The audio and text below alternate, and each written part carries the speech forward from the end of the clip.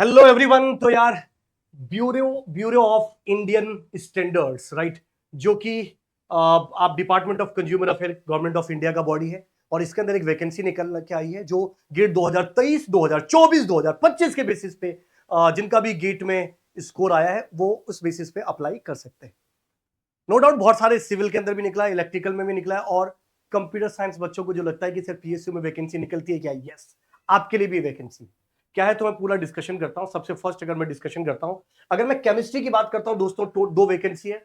Civil की अगर बात करता हूं 8, कंप्यूटर साइंस की बात करता हूं तो 4। बहुत सारे बोलते हैं कि 4 वैकेंसी देके भी क्या एहसान किया है गवर्नमेंट ऑफ इंडिया ने, तो मैं आपको बता दूं यार कम से कम निकल रही है, शुरुआत हो रही है, तो इसको आप पॉजिटिव मानिएगा। और मैं आपको बता दूं एक बार ऐसा भी हुआ था जिसमें 3 ही वैकेंसी निकली थी, बहुत कम लोगों ने अप्लाई किया था क्योंकि उनको लगता था कि हमारा होगा ही नहीं।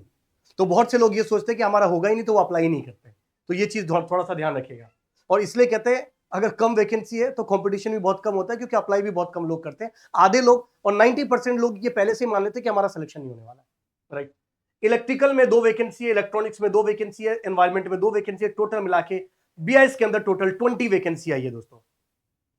ओके सर, असेंशियल क्वालिफिकेशन क्या है, तो अगर आपकी बीटेक के अंदर 60% से अबो है अगर आप जनरल है तो, और अगर आप कैटेगरी लगती है तो 50% से अबो होना चाहिए। और साथ ही आपका 2023 का 2024 का 2025 का गेट स्कोर, कोई भी एक गेट स्कोर वैलिड होना चाहिए, आप उसके थ्रू अप्लाई कर सकते हैं।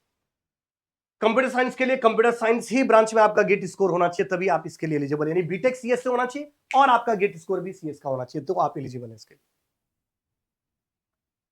केमिस्ट्री के लिए मास्टर ऑफ साइंस है, ठीक है, ये सब चीजें। एज लिमिट जो है वो 23/5/2025 तक आपकी 30 साल होनी चाहिए। और इसका जो क्राइटेरिया देखोगे, सिलेक्शन का पूरा प्रोसेस देखोगे तो वो फिक्स है। सबसे पहले गेट स्कोर के बेसिस पर आपको शॉर्टलिस्ट किया जाएगा, और उसके बाद आपका पर्सनल इंटरव्यू होगा, और पर्सनल इंटरव्यू के बाद दोस्तों फाइनल मेरिट लिस्ट बनेगी। और फाइनल जो मेरिट लिस्ट है उसके बारे में थोड़ा ध्यान से समझिएगा। The candidate shall be selected discipline wise the basic of the merit as determined by the aggregate marks obtained by the giving 85% weightage to the gate score and 15% weightage to the marks obtained in the interview। यानी आपको बस ध्यान रखना है कि candidate shall selected discipline wise the basic basis on the merit as determined by the aggregate marks right obtained by giving 85 marks उसका होगा, और 15 जो होगा वो आपका मतलब वेटेज गेट स्कोर का होगा, और 15 जो भी आप ऑब्टेन किए हो इंटरव्यू में उसके बेसिस पर आपका सिलेक्शन होगा टोटल। ओके, तो GATE score plus interview marks ये दोनों मिला के आपका सिलेक्शन होगा, राइट। ओके, ये तो सिंपल सी चीज है जो पहले लिखा हुआ है। 23/5/2025 से पहले मतलब 3/5/2025 को स्टार्ट हो चुका है, और आपको जो लास्ट डेट है वो 23/5/2025 तक है। आपको साइट पे जाना है www.bis.gov.in और इस पर आपको अप्लाई करना दोस्तों।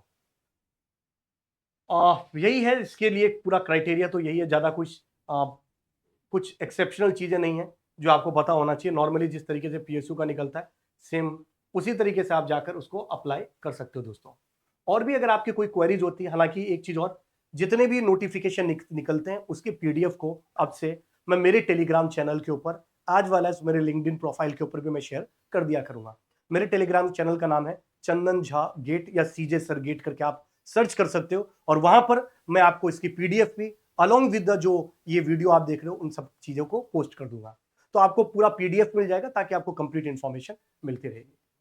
और भी अगर आप लोगों की कोई क्वेरीज है तो डू लेट मी नो, आप इस वीडियो के कमेंट में जरूर लिखिएगा। बट यस, अगर आप एलिजिबल अपने आप को मानते हैं तो इसका फॉर्म जरूर फिल करिएगा।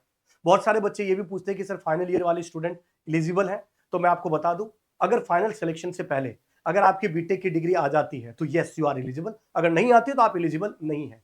जो बच्चे थर्ड ईयर में है वो कतई एलिजिबल नहीं है इसके लिए, राइट। तो मैंने आपको ये चीज बता दी, फिर भी अगर कोई क्वेरीज होती है इस वीडियो के कमेंट में जरूर लिखिएगा। Till that thank you very much, all the very best, जय हिंद दोस्तों।